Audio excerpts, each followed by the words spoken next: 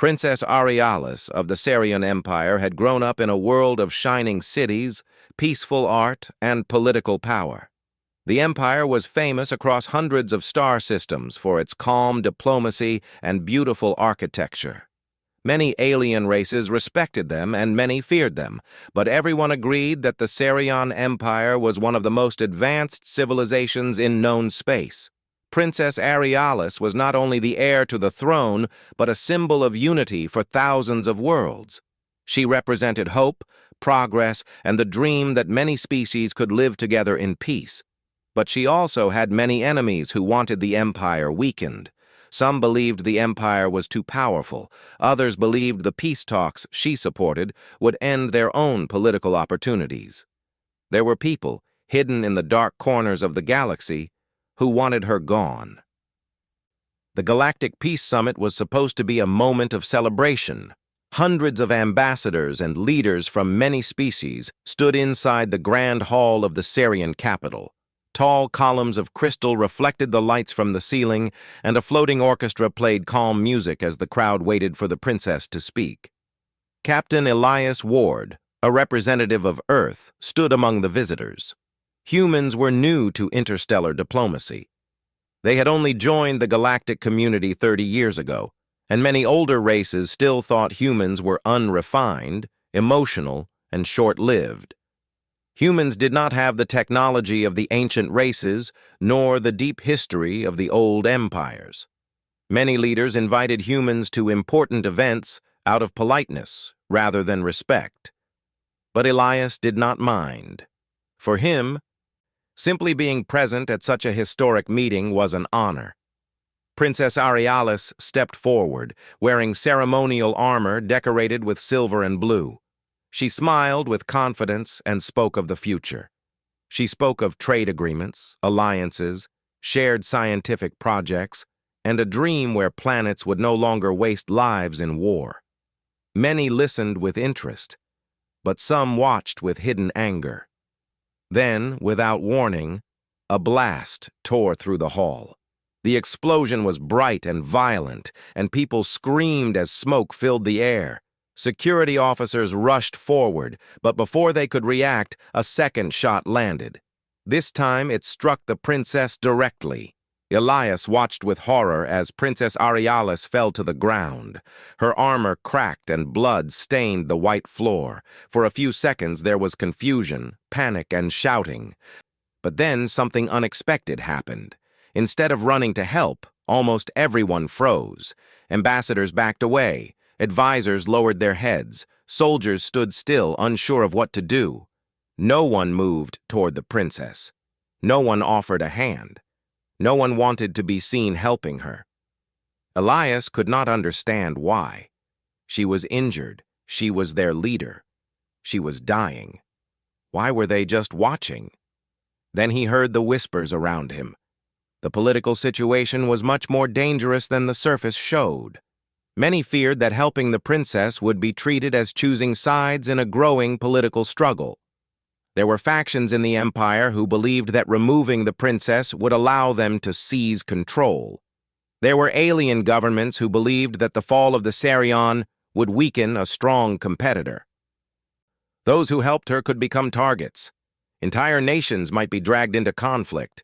So they remained still. They chose safety. They chose silence. Elias felt anger he had never felt before. In the human mind, helping an injured person was not a political act. It was something decent people did. It was what parents taught their children from childhood. If someone needed help, you helped. He did not care about the consequences. He did not care about the silent crowd or the watching cameras. He only cared that a young woman was bleeding on the floor and everyone around her was treating her life like a dangerous opinion. He stepped forward and ran toward the princess while the crowd gasped. Some reached out as if to stop him, but none dared touch him. He dropped to his knees beside Aurealis. Her eyes were hazy, and she could barely speak. Elias gently lifted her into his arms and checked her pulse. She was alive, but fading. Her breaths were slow and painful. She was trying to stay conscious, but the effort was becoming too much. Elias shouted at the nearby guards to call medical evacuation. They hesitated, terrified of the political consequences. He could not believe it. Here were soldiers trained to protect their leader, and they were more afraid of council meetings and political rumors than the life in front of them. Elias was furious. If they would not act, then he would. He stood, holding the princess in both arms, and carried her toward the exit. The hall became silent. Hundreds of beings watched in shock. It had never occurred to them that a human, one of the least respected species, would be the one to make a stand. The doors opened as Elias moved forward, but several alien officials ran to him, warning him to stop. They told him not to interfere. They told him he did not understand the weight of what he was doing. Elias ignored them and continued. No one had the courage to physically block him. None were willing to be recorded on the security cameras standing in the way of a man trying to save a dying princess. When he reached the landing platforms, alarms finally began to sound. Medical technicians appeared, but they were still afraid to touch the princess. Their eyes showed the same fear as everyone else. Elias ordered them to prepare a shuttle. When no one moved, he placed the princess on a medical stretcher himself and wheeled her into the shuttle. He sat beside her and strapped himself in. If the Empire and the galaxy wanted to judge him for helping someone who needed help, then so be it. He refused to watch a person die for politics. The shuttle launched into the sky. Through the window, Elias could see the grand towers of the city falling behind them. The pilot warned him that enemy ships had already begun pursuit. Someone clearly wanted the princess silenced permanently. The shuttle would not be safe for long. They had to reach the medical frigate in orbit, and even that might not be enough. Inside the small craft, Princess Arialis tried to speak. Her voice was weak and broken. She wanted to understand why a human, who owed her nothing and did not even belong to her empire, had risked everything to save her. Elias told her that where he came from, you helped those who could not help themselves. You stood beside the injured. You did not let them suffer alone. She watched him with tired eyes, unable to believe that such values still existed in the galaxy. As the shuttle reached space, enemy ships appeared on the scanners. They were fast and heavily armed. The pilot shouted warnings while the engines burned at maximum power. Elias stayed beside the princess, holding her hand to keep her grounded as the shuttle shook under evasive maneuvers.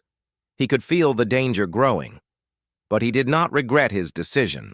He only regretted that no one else in that hall had chosen to act. If they had stood beside the princess in her moment of need, perhaps things would be different. Perhaps the galaxy would be different. The shuttle approached the human medical frigate assigned to peacekeeping duty. It was small, not built for major battles, and the humans on board were few, but at least they would not abandon her. The docking clamps locked into place with a loud metallic click. Medical staff rushed inside with stretchers and equipment. Unlike the others, they did not hesitate. They took the princess into the operating room and began immediate treatment. Elias stayed outside the room, exhausted but determined. Alarms were still ringing throughout the frigate. The enemy ships were close. Warships stood ready to fire. The human captain looked at Elias with serious eyes. He told him that by choosing to help the princess, he might have started a political storm beyond imagination. Elias did not care. He replied that sometimes the right thing was not the easy thing. Sometimes the right thing cost something. But it was still right. For the first time in her life, Princess Arialis had seen someone choose her life over political gain. For the first time in a long time, the galaxy had seen a single human take a stand when everyone else remained silent. And as the medical crew worked desperately to save her, Elias waited, ready to face whatever came next. The medical room of the human frigate was filled with soft lights, faint machine sounds, and the steady beeping of monitors. Princess Arialis lay unconscious on the main bed while human doctors worked around her. They cleaned the wounds, stopped the bleeding, and used their limited equipment to stabilize her. Human medical technology was not the most advanced in the galaxy, but they were determined and skilled. They did not treat her like a political symbol. They treated her like a living patient who deserved a chance to survive. Captain Elias Ward stood outside the glass window, watching the procedure anxiously. His body was tired and his heart raced, but he refused to sit down. He had done everything he could to bring her this far. Now it was up to the medical team. The ship's alarms were still sounding, warning that unidentified ships were closing in. The frigate's captain, a gray-haired officer named Commander Halden, walked up to Elias with a serious expression. He respected Elias, but he also understood the danger. If the enemy reached them, the human ship might not survive even a short battle. Commander Halden told Elias that the enemy ships were demanding the princess be handed over immediately.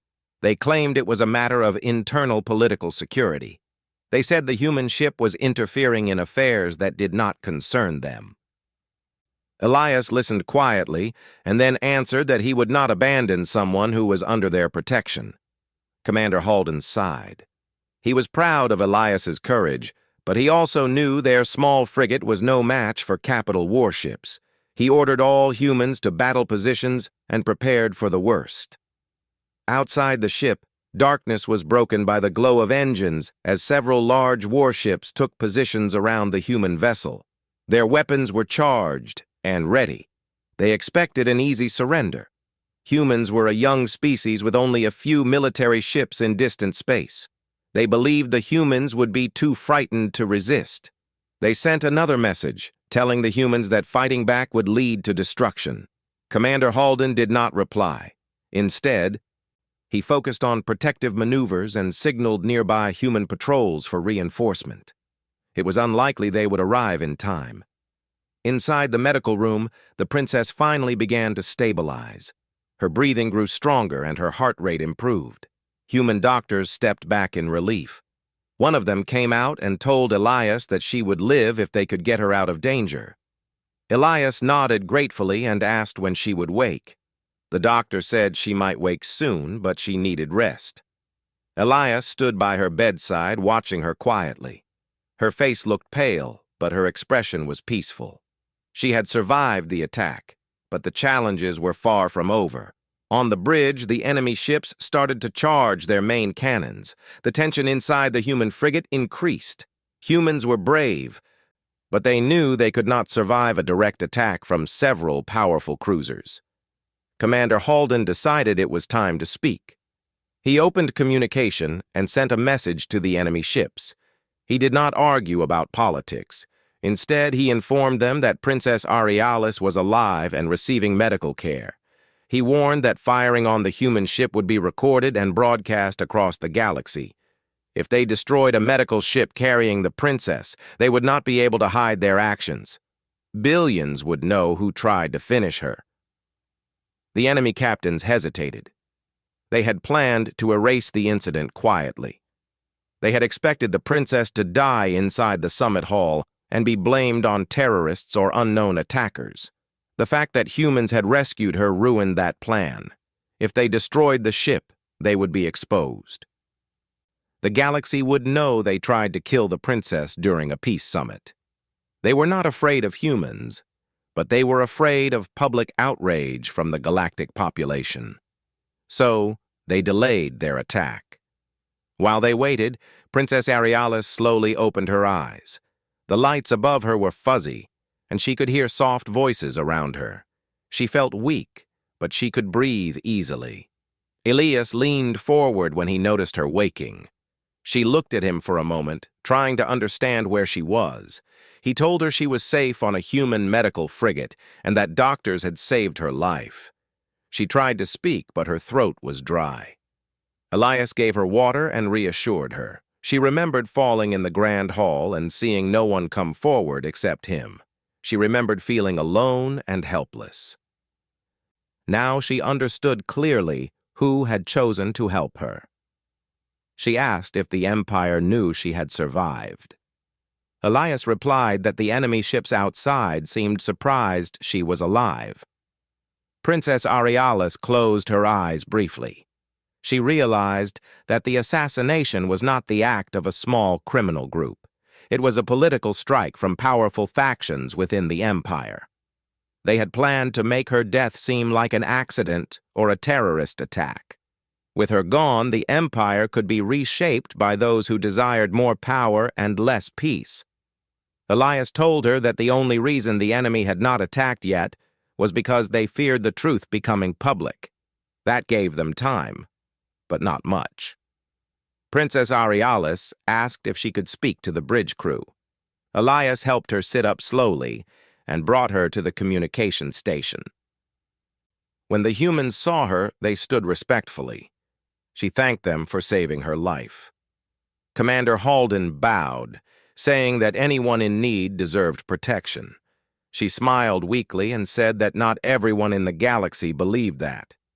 Then she asked to send a message through subspace, not a military signal, but a public one. She wanted to speak not to governments, but to ordinary people across the empire and beyond. The humans agreed. They set up the broadcast and opened a wide communication channel. Princess Arialis composed herself, took a steady breath, and spoke. Her voice was soft, but full of emotion. She told the galaxy what had happened. She explained how she had been attacked in the middle of a peace summit and how the hall full of diplomats had stood still in fear.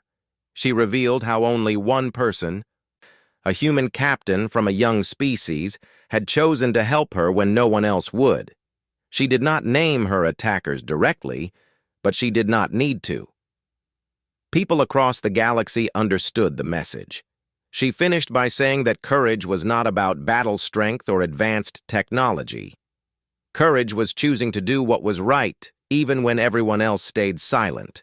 The broadcast spread fast. Billions of people watched it in real time. More watched it minutes later on news channels. Some viewers were ashamed. Others were inspired. In many systems, crowds began protesting the corruption and the lack of honor in their leadership. Political pressure grew rapidly, and the factions that had planned her assassination panicked. They told their ships to retreat. They did not want to face the public storm that was rising. Back on the human frigate, the enemy ships finally pulled away. The threat was gone. Elias and the crew watched the scanners with relief. Princess Arialis smiled gently, although she was exhausted. She thanked Elias again, not only for saving her life, but for proving that humanity deserved respect in the galaxy. Before this moment, humans had been seen as newcomers, unimportant and inexperienced. Now the galaxy saw them differently. They were a species that stood beside the helpless when others looked away. The frigate set course for the nearest neutral station, where the princess could recover safely. The crew relaxed after hours of stress. Elias remained thoughtful. He did not feel like a hero. He felt like a man who had done what anyone should have done. Yet he also knew that many would not have chosen the same path. Princess Arialis told him that the Empire would never forget his actions. She promised that humanity would be seen in a new light from this day forward. News reports flashed across screens in the station when they arrived. Some showed crowds cheering, others showed leaders trying to explain why they had done nothing. The galaxy was changing, and all of it began because one human refused to let someone die alone. Princess Arialis was taken to a secure medical ward. Elias stayed with the human diplomatic team, helping with reports and answering questions. He hoped that this event would not spark a war, but instead start a new era of cooperation. The galaxy had just learned a powerful lesson. Even a small and young species could change history with a single brave decision. Princess Arialis eventually healed, and the movement for reform in the Empire grew stronger. Factions that tried to seize power were exposed and removed. Diplomats and citizens alike remembered the moment when a human captain carried the injured princess out of a silent hall. They remembered how humanity had chosen honor while others chose fear.